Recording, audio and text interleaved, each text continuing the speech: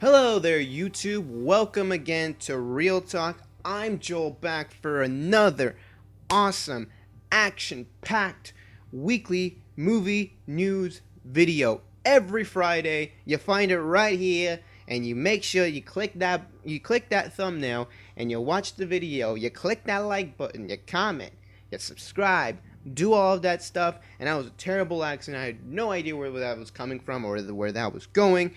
But I like to improvise here on Real Talk because, hey, this is my channel. I can do and say whatever I want. Well, there's a couple things I won't say. But, yeah, this is Real Talk. This is weekly news. We got a lot to talk about.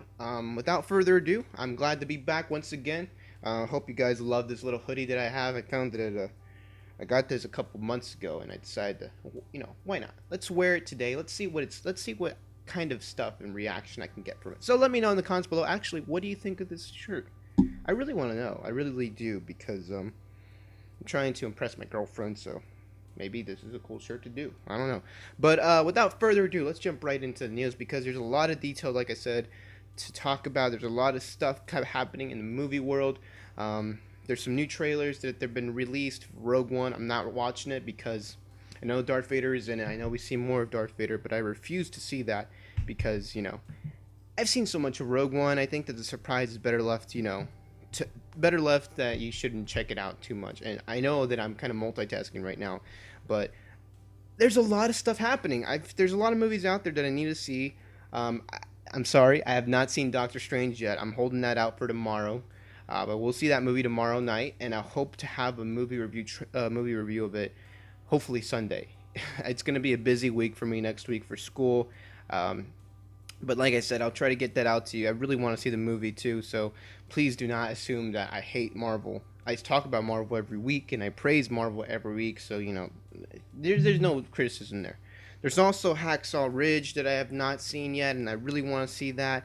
Arrival. I heard Arrival is a fantastic flick, a sci-fi film that very much is original, and I need to see it, and I will get to see that eventually. I'm really sorry, guys. There's a lot of movies out there. It's November. It's about time the movies that are really Oscar contenders kind of make their mark, and they kind of get out there, and they start to make waves, and they start to, cause panic.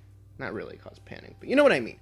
But we're here to talk about news. We're here to talk about the latest in movies. As you can see on your left side on your screen, your left side of your screen, you can see there's a couple of things that I'm going to be talking about today. So without further ado, let's jump right into it. First, we're starting off with Spider-Man news. Whoopie-doo, Spider-Man. Jumping to two different topics, I'm going to be talking about both of them kind of back to back. So be aware of that.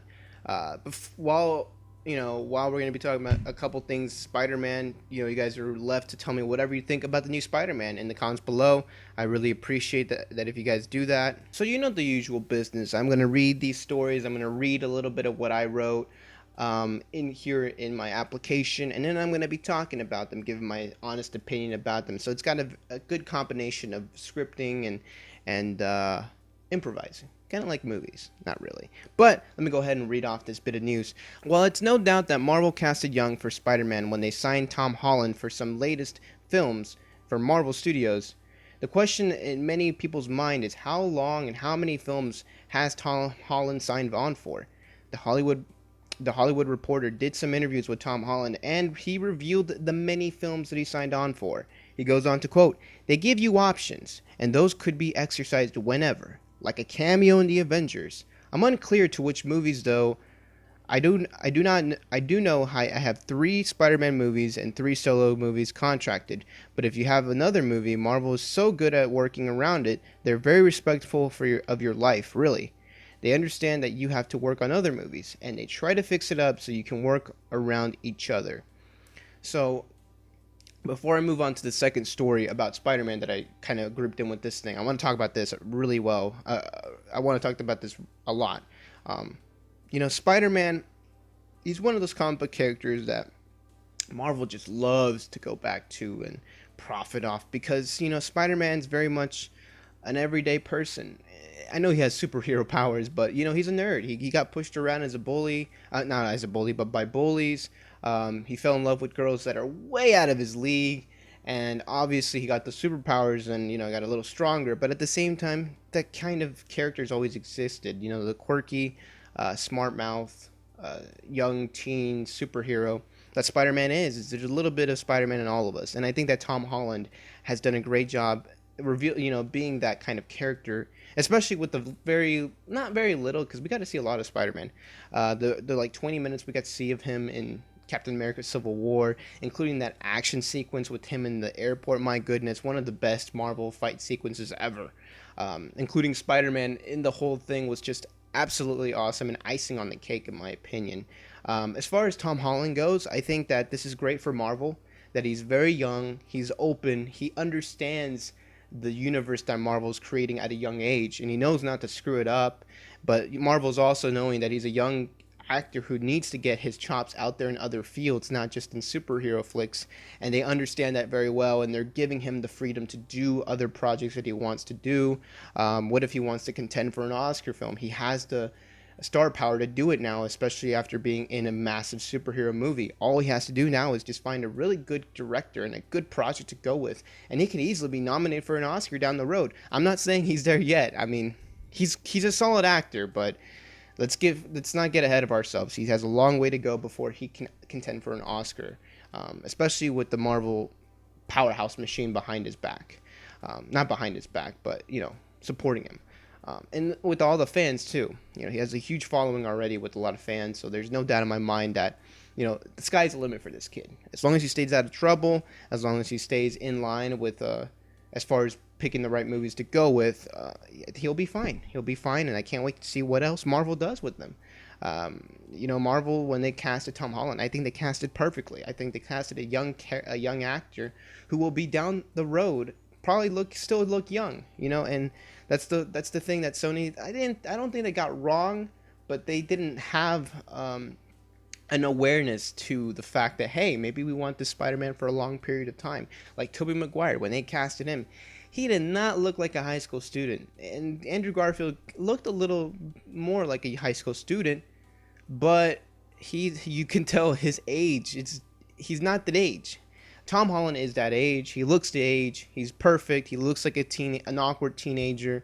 He's going to be that in the latest Spider-Man movies, and I can't wait to see what happens with his Spider-Man character. This latest Spider-Man movie, I'm so excited for it because Marvel Studios is going to have a huge influence in it, despite it being distributed through Sony Pictures. I think that, for Marvel to be heavily involved with one of their most beloved characters, regardless of studio, is it's a good sign for, comic book heroes and superhero movies in general.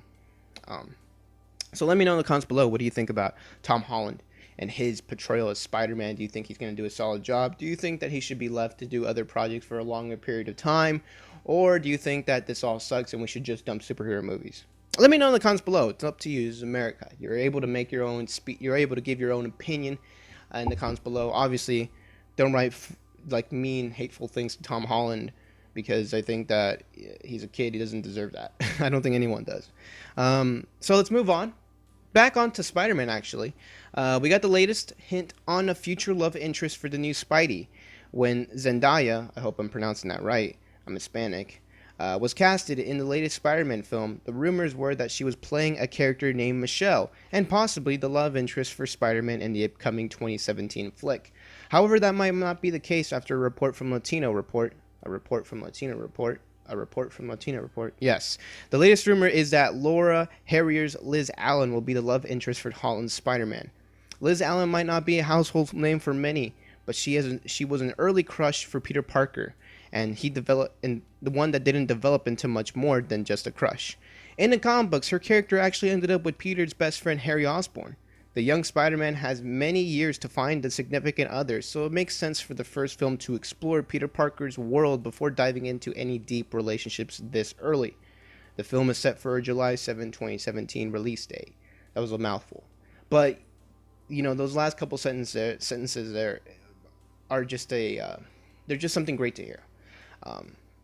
And here's the quote again. The young Spider-Man has many years to find a significant other, so it makes sense for the first film to explore Peter's basic world before diving into any deep relationships this early.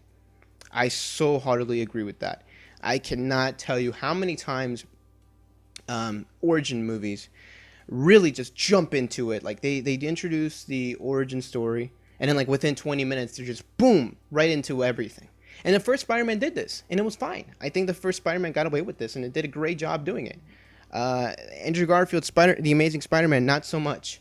I think that when you have when you have an origin story delivered to you so many times in the same way, it gets old. It's like, oh, superhero gets powers. We'll jump in a couple of months or weeks, and then here they are fighting crime, and here's their love interest, and here's everything. I think that Spider-Man: Homecoming will not be an origin story because we've seen it so many times. It will jump into his early development of his powers, and that includes the awkwardness that comes with it. And he's not going to win the girl maybe in the first movie, and that makes perfect sense. This is a kid. He's a kid. He's not going to find his significant other that he's going to be with forever. He's not going to find Mary Jane in the movie and fall in love with her instantly, or Gwen Stacy. I love the slow buildup of a love interest that kind of just builds over time. Even like give it one movie at least. Give it one movie, and it will be very believable. Like in The Empire Strikes Back, Han and Leia end up loving together. They end up falling in love together. Within the two movies. Like within two movies, that's what happens. And that's perfectly fine because there is some drawn love. Here's the thing, too.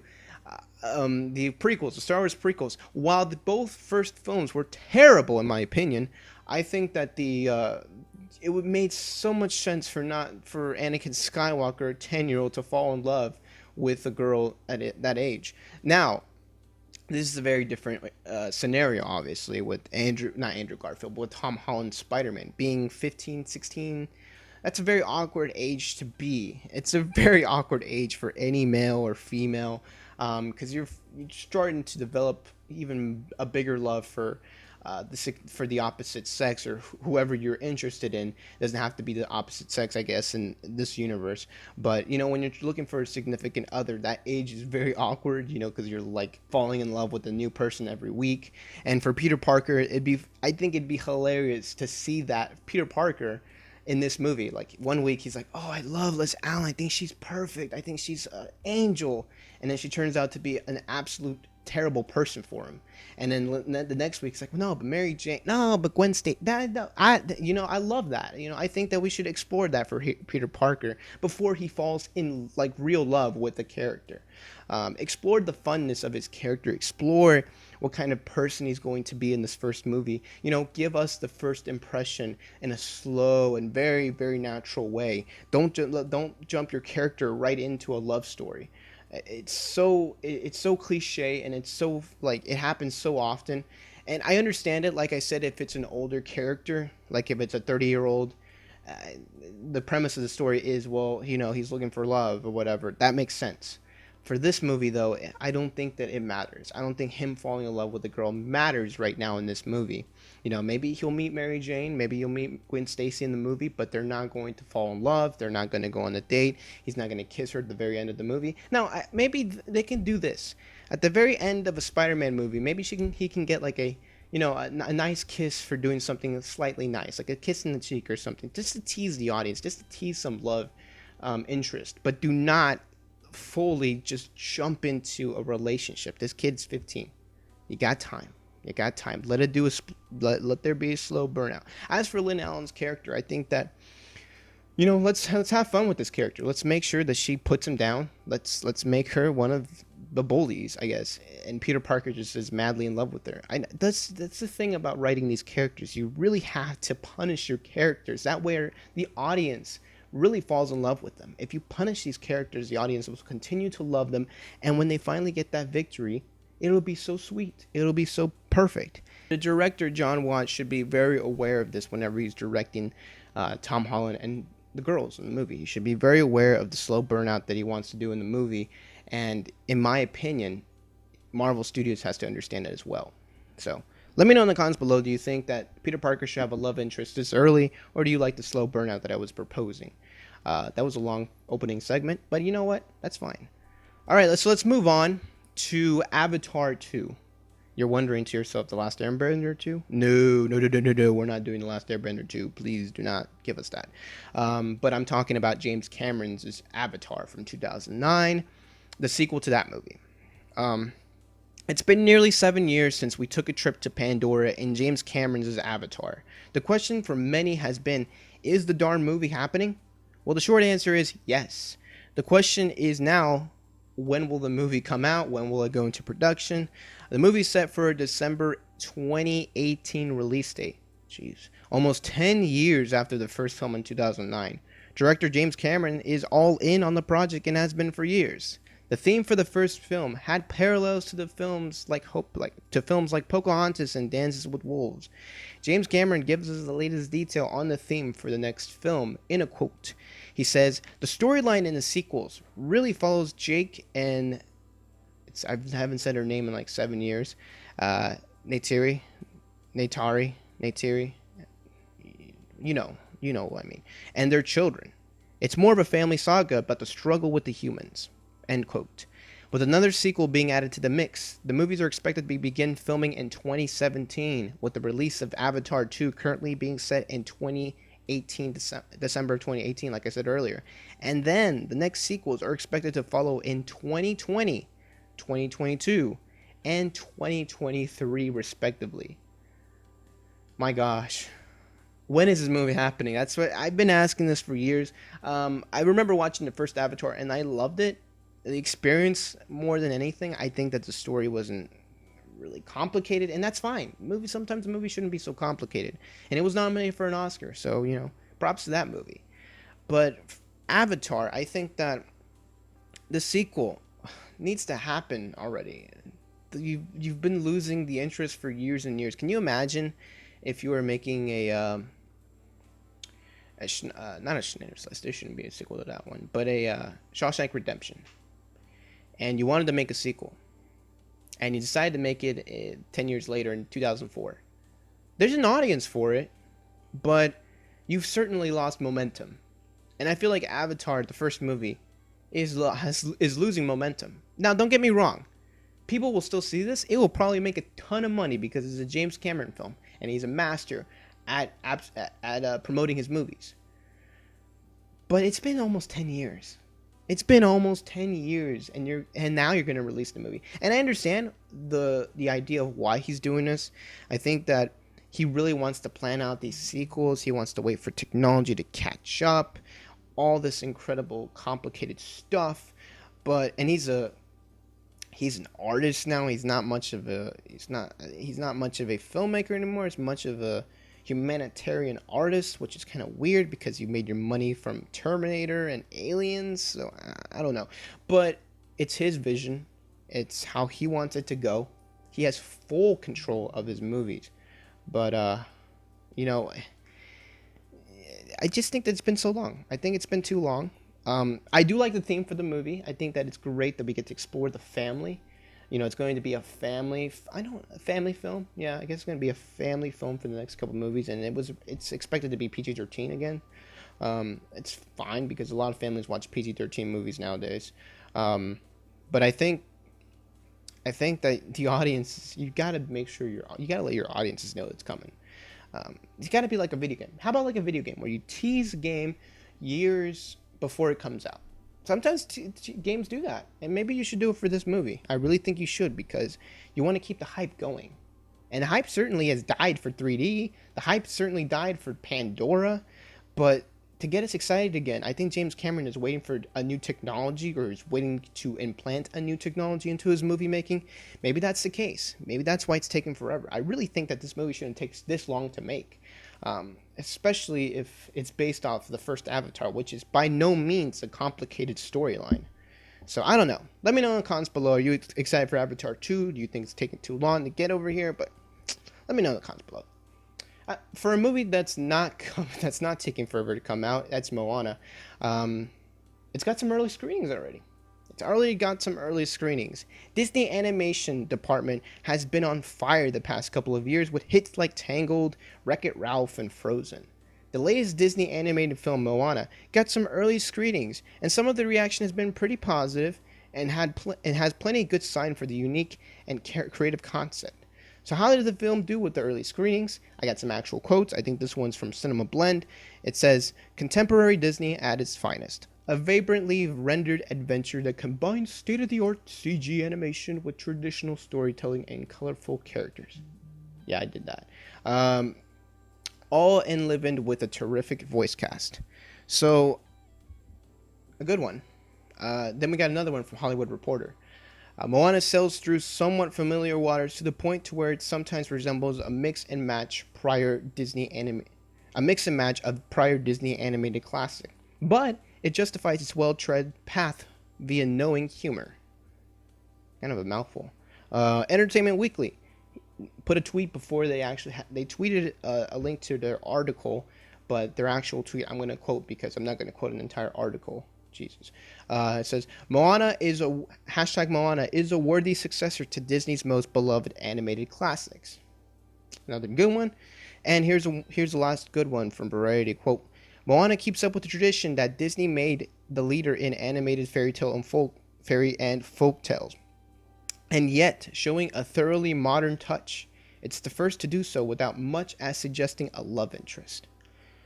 All right, love interest. So here's the last one. Mixed bag for this one. While there has been mostly positive feedback for the film, there are concerns that the film follows the same formula and pattern of a classical Disney animated film.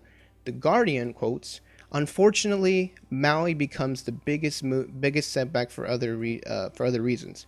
The main source of comic relief, his arrival signals an abrupt shift in tone from vibrant storybook qualities of the first act to a cheekier, winking self-awareness."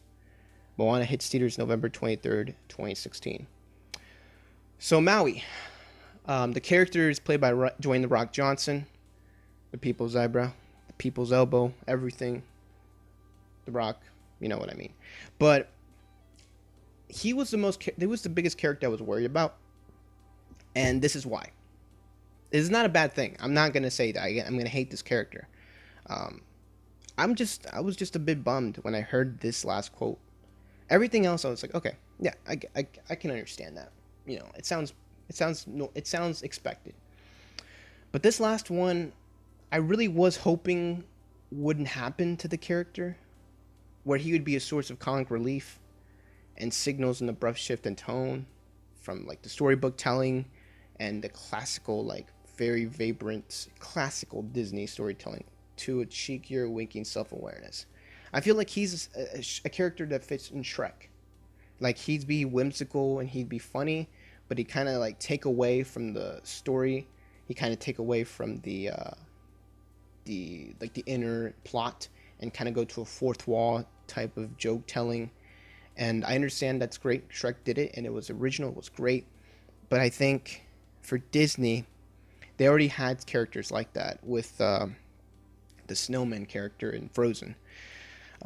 He felt like he just didn't fit. He didn't fit the universe. He didn't fit like the drama and the style of everything. Can you imagine if like Beauty and the Beast, you had all these characters, and then LeFou, the short, stubby character that follows Gaston, he's kind of his henchman. Imagine if out of nowhere he started becoming aware of the environment. He's like, he makes a joke about like what they're doing or whatever. It just feels off. It feels like it's like a piece of the puzzle. It's like, why'd you say that? You know, it ruins like your experience, I think. Like you're watching this plot line go on and out of nowhere it's like a fourth wall broke. I just don't appreciate that. And I see it's funny sometimes. But if you're like watching a piece of art and someone just plastered on some random paint, it ruins the painting a bit. It does. Some people could be like, oh, that's funny, that's great. You know, it's like if you had a Minions character in the middle of Frozen. Oh wait, that's kind of what Olaf was. I'm kidding, but you know what I mean. I feel like the character Maui can be funny. He can be funny. He can be heroic, but bring it back a bit, because I was kind of hoping he'd be a little funny, like Beast funny, where he'd be like incidentally funny, or he'd do things that were he's used to, but then at the same time nobody else is. Is like if he eats like a maniac or a crazy person like the Beast did, and then you get some reactions. It's within the plot line, it's within the story, it's within that. But if he like breaks the fourth wall and say, wow, this is a really good surfing ability that I have, thank you, writers. Or it doesn't have to be like that. I know that's a terrible example, but there's examples of that in movies, and I don't appreciate that sometimes because it takes me away from the plot line. As for the rest of the movie, I think that if it follows the formula that Disney's usually doing, which it's not being broken, which is not flawed, it's been working, then it will be fine. It's gonna make a lot of money. I think it's gonna be fine. I think it's gonna be great. I'm really excited for Moana. From the trailers that I've seen, I've been nothing but excited. It's just the character of Maui just feels too cartoony that it doesn't follow along with the plot line, and it has nothing to do with the concept that he's a demigod, or I think that's what they call it, demigod. It's like you're half god, half human, or whatever, and you have these mystical powers. I'm okay with that, but that's something that I just don't really want in a character. I want there to be a good development between two characters that feels genuine, and if he goes breaking the fourth wall, it just feels like you take me out of the story and you put me back in. You can't do that. You can't do that to your audiences all the time. So I think that's the most concerning thing going on with this movie. But as for everything else, from Moana's character, from the story of the movie, from the look of the movie, what I hear is it's following the classic formula. So I'm expecting a good movie, a hit, a really big hit. And I love the fact that they casted Dwayne The Rock Johnson in this movie. He's hilarious. He's funny. He's improved heavily as an actor for the last 5-7 years, and I'm excited to see this movie. I really am. So let me know in the comments below, what do you think of all these quotes that I put up? Do you think that my concern for Maui is a little too far? Maybe I was sounding like a broken record. I don't know. Let me know in the comments below as I drink this coffee.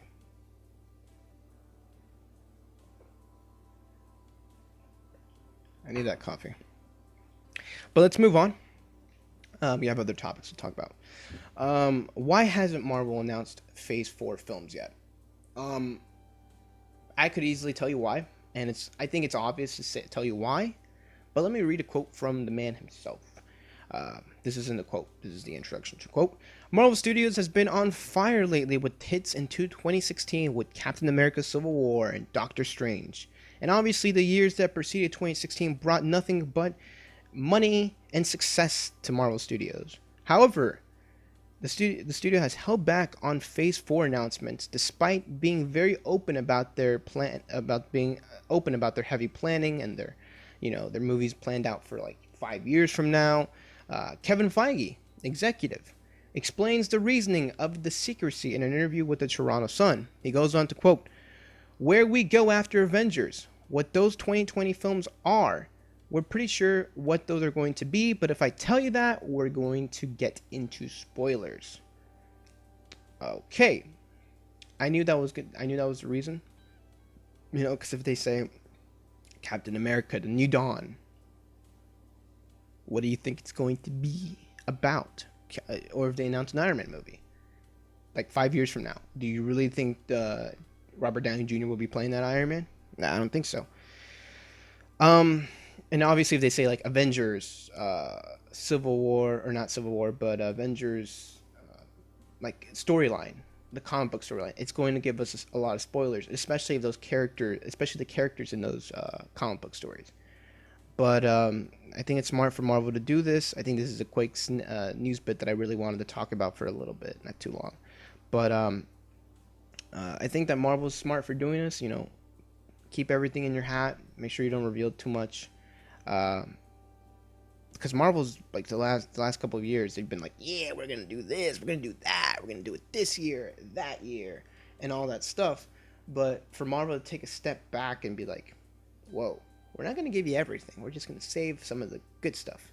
We're not gonna spoil anything for you. You've been spoiled with everything. I think that's true. Marvel fanboys and comic book fans actually have been spoiled with good movies, and Marvel has been giving it to us for years. So I feel like it's good that they just take a breath and be like, just hold on a second. We'll give you some details later. Just wait a little longer. So it's smart.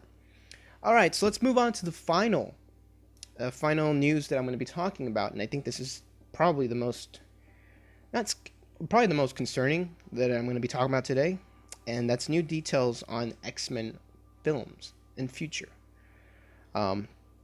Believe it or not, the X-Men film series is the longest running cinematic superhero franchise to this date. Wow. The road has been one of highs and lows, failed and successful reboots. The latest X-Men movie had a clear goal of creating a new team for the next X-Men films. X-Men Apocalypse had some mixed responses, but there was plenty of hope for the new team in future films. The question now is, where would the new team go? How about Russia? I don't know. Canada. I'd like to trip to Canada. Maybe the X-Men should go to Canada. No, but yeah, where were they going? Right? According to sources who spoke to Hollywood Reporter, Fox has pressed the reset button on the flagship X-Men series, i.e. the main movies. The plan, according to the rumor, is that the director Bryan Singer would leave the franchise and let producer/writer Simon Kinberg take over the franchise.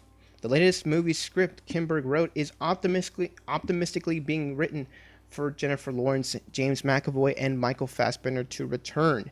There is no official plot details concerning the next X-Men movies, but it is safe to assume that it could take place in the 1990s. The latest are, of course, rumors, so take them with a grain of salt. Take them with a grain of salt. Could Bryan Singer be gone for good for X-Men movies? I don't know. I don't think it matters because, you know, he's done so many X-Men movies. I think that if he doesn't come back, I won't be like, oh no, they need Bryan Singer, because believe it or not, Bryan Singer is not a perfect director. He had some issues with X-Men Apocalypse. There was some complaints with X-Men Days of Future Past, despite it being a successful film. And his recent past fails with other superhero movies like Superman Returns. You know, there's a lot of questions within X-Men. Like this said, this is the longest running superhero cinematic universe to this date since 2000 with X-Men, the first X-Men in 2000. It's been going on for so long.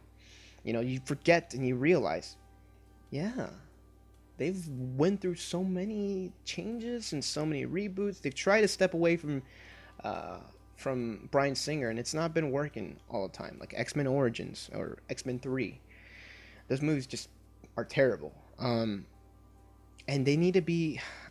X-Men they need to make sure that whatever direction they go, they stay on that direction. Do not change if things get ugly. You see, I mean, give credit to DC. Even though Man of Steel was not a very well received movie, the DCU stuck by their guns. They're like, you know what, we're gonna stay with this. We're gonna try to make an effort to make it work. And then Dawn of Justice came out. Not exactly a warm response either. Suicide Squad as well. They're still sticking to their plan. They're going to make a good movie eventually. It's going to happen. I think that they've got to make a good movie eventually. And I don't mean good as in like getting a lot of money. I mean good as in receptive and being considered a good superhero movie by an overwhelming majority, like Marvel movies usually tend to get. But at least they stick to their plan. They're like, you know, we're going to make some adjustments, but we're sticking by with this team. We're sticking by with this direction, and we're not going to budge.